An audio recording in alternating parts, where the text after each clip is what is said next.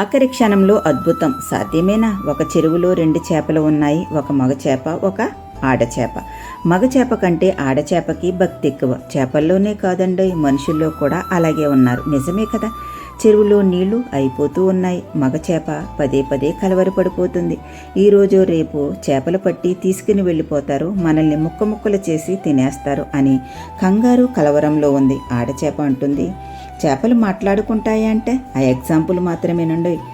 చెరువులో నీళ్లు ఎండిపోయినా, వేటగాడొచ్చి పట్టుకుని వెళ్ళిపోయినా ఆఖరి క్షణంలో అయినా అద్భుతం చేస్తాడు, మనల్ని తప్పిస్తాడు అని ఆడచేప మాట్లాడుతూ ఉంది.